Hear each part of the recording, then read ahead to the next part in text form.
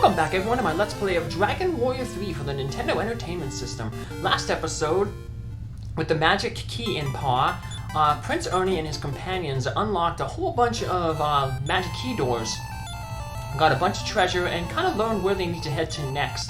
They're going to need to head to Portoga, a castle town to the west of Romilly here, in the hopes of getting a ship from the king there. So this area was blocked off before by a magic key door that we're about to unlock, little shrine. So it's just to the northwest of Romilly, so it's pretty easy to miss, but yeah, in that little hole in the mountains over there, that's where the shrine is. So we head on in, and as soon as you head in, you'll notice that there's a locked door there. That guy tells us, hey, you can go to Portoga if you have the magic key. Well, we have that magic key, so let's head on over to Portoga. There's a final key door there. We'll have to come back here later, so mark that on your notes to places to return back to. And speaking of places to return back to, we will be making a return back to the pyramid later on in this episode. So, just gonna head this way first, though, to see what the king needs down here. So there's the town. Let's head on in. Yeah, let's talk with all the people, of course. Gather information. This is Portoga. Once two young people in love came here. I wonder what happened to them. We'll find out what happened to them later on in the game. If we come back here after we defeat the Archfiend Baramis, there'll be a couple there, and they'll give you a special sword, the Sword of Illusions, that only females can wield. Just once before I die, I'd like to have a taste of black pepper. And apparently there was another man out there who said that the king likes black pepper. A grain of pepper is worth its weight in gold. We have no such valuable things here. Tool shop. Well, we're going to want to buy a whole bunch of medical herbs here, because like I said, we're going to head back to the pyramid, and there's a section in the pyramid we were warned about that where you can't use magic, and that's the section that we'll be heading down into. It's the two basements of the pyramid. So in order to heal down there, we're going to be forced to use medical herbs. So I'm going to stack up on them.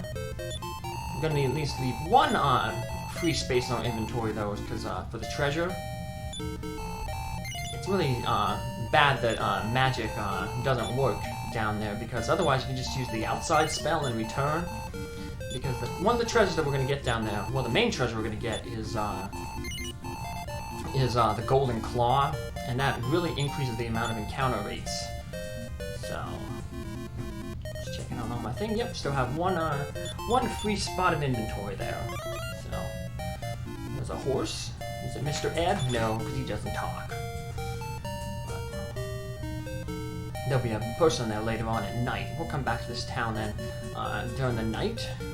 What, you want a ship? You must go see the king. Okay. Let's go talk with people in this thing here first. This is kind of like Aliahan and Isis. We're going to have to walk around and find the... there'll be a castle that we can step into. I'm Sabrina. I'm thinking about my beloved at night. I get so frightened. Oh, my Carlos.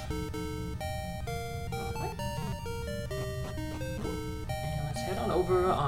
If we head over to the west, we're going to come across the castle, and we're going to head in there and see the king. So, there'll be some treasure chests right up there that we can get. Welcome to the castle of Portoga. But we're not going to get them yet because we want to save our hit points and stuff for the... and we don't have a lot of inventory space, so we'll get them on a return trip later. Oh, how scary. In the east, aren't there only barbarians? We don't know.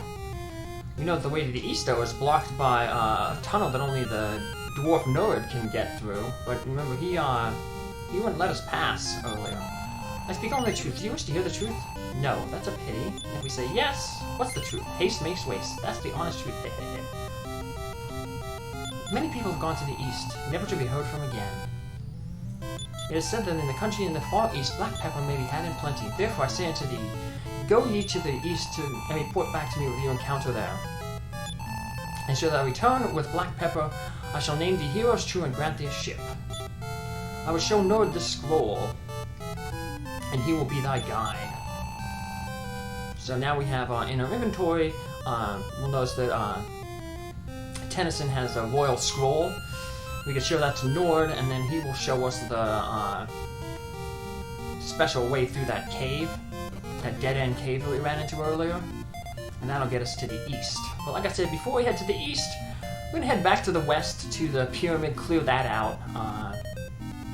That way we don't have that lingering in the back of our minds.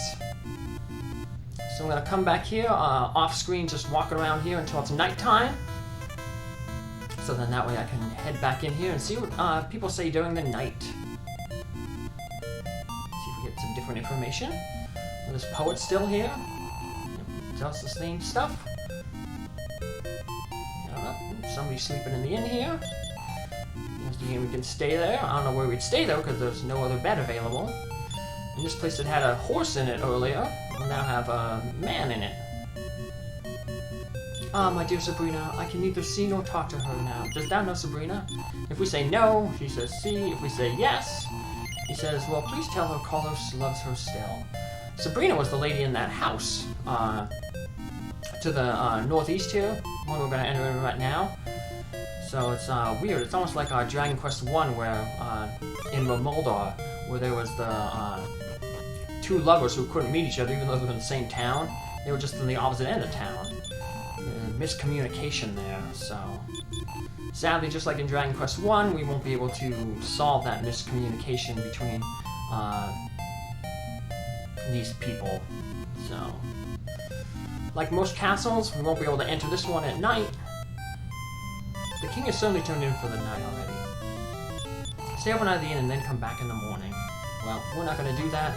We are, like I said, going to work to Isis, the closest town to the pyramid. We'll stay the day here, heal ourselves up, because we want to be at full hit points, because we're going to have quite a journey ahead of us. So we're going to clear out the first floor of the pyramid. We didn't do that on the first trip through, because all the treasure chests are empty, and the two that actually have something in them, they actually have monsters in them, so they're man-eater chests. They're like a trap chest. Later on, the wizards are going to get a spell called X-Ray, and you can cast that spell, and it'll tell you if a chest is a monster or not. But it's not really a useful spell, because if you're following along or you have a guide, it'll tell you which treasure chests are monsters or not. So it helped that we did a lot of fighting and gained like a level or two from the first time we went into the pyramid here, because these man-eater chests are really, really tough. They hit really, really hard. Unfortunately, we don't have like a sleep spell to put them to sleep. You can put them to sleep. So we're just gonna have to rely on Tennison's increase spell. Yeah, we don't have any of those white magic pilgrim type spells. We won't be getting access to them until we class change Indy into the sage. One person in Portoga said that to the east there is a shrine where people can change professions, and we'll check that shrine out then in a little bit. You can only change professions at level 20. You have to get to level 20 in your current class. And Prince Ernie, your hero, is not allowed to change classes. But everybody else can change classes. When they change classes, all their stats get cut in half, and they just become the new class. They can maintain all their spells that they may have learned from the previous class, but they won't gain any new spells. So if we change like Tennison into a soldier, she won't get any more wizard spells, but she'll be able to use all the wizard spells she did learn as a soldier. So here are the man-eater chests. They hit really, really hard. So we want to make sure that Tennison throws up that increase spell. That'll increase our defense for everybody. So yeah, look at that. Even parrying, Indy took 42 damage. So if she didn't parry, she'd almost be dead. She'd probably in the green. So yeah, it's important to get the defensive up. And the good thing that Tennison only has a 1% chance to get hit because she can't parry the first round. So if the man-eater chest run after her, yeah, she'd probably be eaten. So let's heal ourselves up because the chest below is also another man-eater chest. So you can, like I said, skip these, but I just want to make sure that I get every chest. These guys don't like give really good experience or gold, so it's kind of useless to fight them. In future Dragon Quest, like Dragon Quest V, when you defeat a man-eater chest or a mimic chest, they actually drop small medals, and the small medals can be traded in to the Metal King for some really good items. So there's actually a benefit to fighting them in that game. But in this game here, there's no real benefit, other than, you know, satisfying my obsessive compulsiveness to open every single treasure chest. Just gonna use that parry trick. Heal up. Prince Ernie, luckily with that meteorite armband, he should be able to go first, but he didn't. So luckily the thing did not attack him. So he just healed himself up. We should be able to finish it off in 2 rounds. There we go. Sadie hitting hard. Alright. And that clears out the first floor here. Now we're gonna head to the basement. There's no steps to go down to the... Well, there's a step to go down to the basement on the outside of the pyramid, but we're going to get down to the basement of the pyramid by falling in a hole. You know, I said at those first 2 junctions, we want to walk around the edges. If you walk in the center of the junctions, you'll actually fall down a hole that'll take you into the basement, the first basement. Inside the basement, magic doesn't work, so we want to heal ourselves as much as possible before we get in there. This is where the magic ain't gonna work, so we have to have all those medical herbs to heal ourselves up. Encounter rate's pretty high here, but it's gonna be even worse once we search right here in this little middle section of the cross here. Because when we get down into this area here, we didn't go down this area because you need the magic key to get in here. But this is going to give us the best claw weapon for the fighter. But the drawback to this weapon is when you have it in your inventory, the encounter rate shoots up. So yeah, we didn't get into any encounters walking down here, but now we got the golden claw, and we're getting encounters like every 4 steps. Now, I guess the reason they don't want to have magic working here is because if magic did work here, you can easily just cast outside and get out of here and avoid all this stuff. But they're gonna punish us by making sure that, you know, magic don't work. So that's why it was important that we picked up all those medical herbs to heal ourselves up. Because of all this fighting that we're gonna do, yeah, we're gonna lose a lot of hit points. So mainly fighting mummies and shadows down here. So I skipped a little bit there because every single step for those final 3 steps in that second basement, I got into an encounter. So rather than just skip them all at once there, otherwise we're getting a whole bunch of the cuts here, the transition screens. But over down here is going to be a staircase out, and we'll see the staircase that we could have taken to get down into the basement from the outside. But it's much easier to just fall down that hole. So I'm keeping this battle in because we're going to see the mummies. They can actually summon help, but their help isn't another mummy. Usually when something summons help, all the enemies we encountered that summoned help so far has always summoned another one of it. So like, you know, the gorillas summon other gorillas, the moths summon other moths.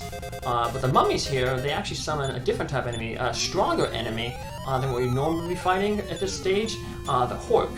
You might remember Horks from Dragon Quest II. There was the Cave of Horks, where every single step was pretty much guaranteed a Hork. It was I think a 1 in 4 chance that you'd run into a Hork, a group of Hork. So yes, they call a Hork the mummy. So there's the Hork right there. They get hit pretty tough, but other than that, you know, there's nothing special about them. Like, they're not going to cast any spells or anything like that. Sometimes they actually will waste a turn to parry, and like you, when you parry, it cuts any damage they take in half. But for us, that's not bad, because that's just actually a free turn where we can, you know, attack them without worrying, you know, about them damaging us. So, switch them off here.